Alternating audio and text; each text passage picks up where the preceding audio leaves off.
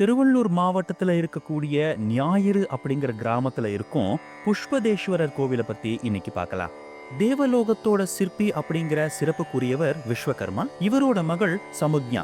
அவரு சூரிய பகவானுக்கு திருமணம் செஞ்சு கொடுத்தாரு. சூரிய பகவானோட வாழ்ந்த அந்த காலத்துல சமுக்ஞாவால சூரியனோட வெப்பத்தை தாங்கவே முடியல. இதனால அவ ரொம்பவே அவதிப்பட்டா. சூரியனுக்கும் சமுக்ஞாவுக்கும் யமன், யமுனை ஆகிய 2 பிள்ளைகள் பிறந்தாங்க. சமுக்ஞா சூரியனுக்கு தெரியாம அவரை விட்டு விலகணும் அப்படின்னு முடிவு செஞ்சா. இதற்காக சமுக்ஞா தன்னை மாதிரியே ஒரு நிழல் உருவத்தை செஞ்சு அதற்கு உயிர் கொடுத்து அந்த உருவத்துக்கு சாயா தேவி அப்படின்னு பெயரிட்டா. அதையடுத்து சாயா தேவியோட சூரிய பகவான் குடும்பம் நடத்திக்கிட்டு வந்தாரு. அவர்களுக்கும் பிள்ளைகள் பிறந்தது. இந்த நிலையில சூரியனோட இருக்கிறது தன்னோட தாயின் நிழல் சக்தி அப்படிங்கறத சூரியன் அறியும்படி செஞ்சிட்டாரு யமன். இதனால சூரியன் பெரும் மனக்குழப்பத்துக்கு ஆளாயிட்டாரு. இதுநாள் வரைக்கும் தன்னோட வாழ்ந்தது மனைவி இல்ல அப்படிங்கறத அவரால் ஏத்துக்கவே முடியல. தன்னுடைய மனைவி தன்னோட வந்து சேர்ந்து வாழணும் அப்படின்னு சிவபெருமான நோக்கி அவரு பிரார்த்திக்க ஆரம்பிச்சாரு. சூரியனுக்கு சிவபெருமான் ஜோதி வடிவத்துல வானத்துல காட்சி தந்தாரு. அந்த ஜோதி மெல்ல மெல்ல நகர்ந்து சென்று கிட்டே இருந்தது. அத பின்தொடர்ந்து சூரியனும் போனாரு. ஞாயிறு அப்படிங்கிற இந்த கிராமத்துல அந்த ஜோதி அங்க இருக்கக்கூடிய குளத்துல இறங்கிச்சு. குளத்துல இருந்த தாமரை மலர்களோட அது ஐக்கியமாயிடுச்சு. சூரியனும் அந்த குளத்துல இறங்கி நீராடிட்டு சிவபெருமான பூஜித்து வழிபட்டாரு. இதனால மனம் மகிழ்ந்த ஈசன் சூரியனுக்கு காட்சி தந்து சமுக்ஞாவை சூரியனோட இணைந்து வாழ வழிவகை செஞ்சாரு. ஈசன் ஞாயிறு கிராமத்துல இருந்த குளத்துல தாமரையில வீற்றிருந்து பக்தர்களுக்கு அருள் செஞ்சுக்கிட்டு வராரு. யுகங்கள் பல கடந்த நிலையில தஞ்சையை ஆண்ட சோழ மன்னன் வடக்கு திசை போய் வெற்றி வாகை சூடிட்டு மறுபடியும் தன்னுடைய நகருக்கு வந்துகிட்டு இருந்தாரு.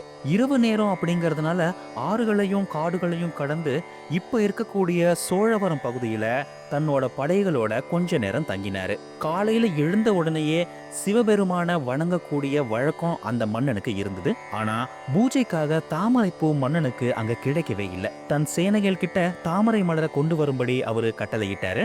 அவங்களும் அந்த ஞாயிறு கிராமத்துல இருக்கக்கூடிய குளத்துல தாமரை மலர்கள் இருக்கிறத பார்த்தாங்க.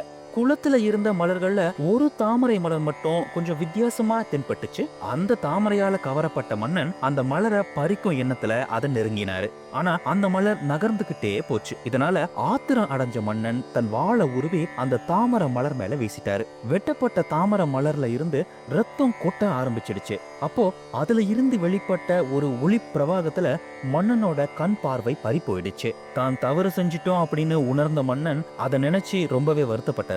அப்ப அவரு கனவுல சிவன் தோன்றி, நான் குளத்துல தாமரை மலர்ல ஜோதி பிரவாகமா வீற்றிருந்தேன், நீ அந்த தாமரையை தான் வெட்டிட்ட, பரவாயில்ல, இப்போ இந்த குளத்தோட கரையில நீ ஒரு கோவிலை கட்டி வணங்கு அப்படின்னு உத்தரவிட்டாரு. மறுநாள் காலையில விழித்த போது மன்னன் கண் பார்வை சரியாயிடுச்சு.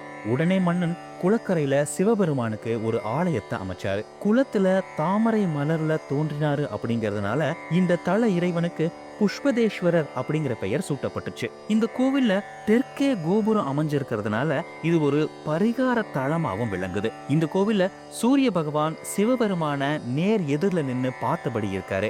சுமார் 1500 ஆண்டுகள் பழமையான இந்த ஆலயத்துல வீற்றிருக்கக்கூடிய சிவலிங்கத்தோட தலையில வெட்டுக்காயம் இருப்பதை நம்மால பார்க்க முடியும். தெற்கு திசை நோக்கி 5 நிலை கொண்ட ராஜகோபுரம் அமைஞ்சிருக்கு. பிற்காலத்துல வந்த மன்னர்கள் இந்த ஆலயத்துக்கு திருப்பணி செஞ்சதாக சான்றுகளும் இந்த கோவில்லையே இருக்கு.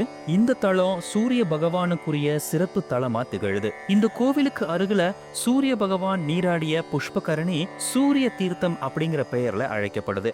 இந்த கோவில்ல மலரா செந்தாமரையையும் தல விருட்சமா நாகலிங்க மரமும் இருக்கு. ரொம்ப அரிதா காணப்படக்கூடிய திருவோடு மரமும் இந்த கோவில்ல இருக்கு. இந்த கோவில்ல ஆதிசங்கரர் நிறுவிய ஸ்ரீ சக்கரம் இன்றளவும் சிறப்பு பெற்று விளங்குது. இந்த கோவிலோட பிரகாரத்துல ஒரு மிகப்பெரிய பானை இருக்கிறத நம்மால பார்க்க முடியும். இந்த பானையானது முற்காலத்துல கோவில்ல விளக்கு ஏற்றுவதற்குரிய எண்ணெயை சேமிச்சு வைப்பதற்காக பயன்படுத்தி இருக்கிறாங்க. பொதுவா எல்லா சிவன் கோவில்லையும் நவகிரக சன்னதி இருக்கும். ஆனா இந்த கோவில்ல நவகிரகங்கள் எதுவுமே கிடையாது. ஒரு ஆலயத்தோட தென் திசையில ராஜகோபுரம் அமைஞ்சிருந்தது அப்படின்னா அது பரிகார தலமா கருதப்படுது. அதனால இந்த கோவில்ல இருக்கக்கூடிய இறைவனை வணங்கினாலே அனைத்து தோஷங்களுக்கும் பரிகாரம் கிடைச்சிடும். அதனாலதான் நவகிரக தோஷத்தை போக்கக்கூடிய நவகிரகங்கள் இங்க இல்ல அப்படின்னு சொல்றாங்க.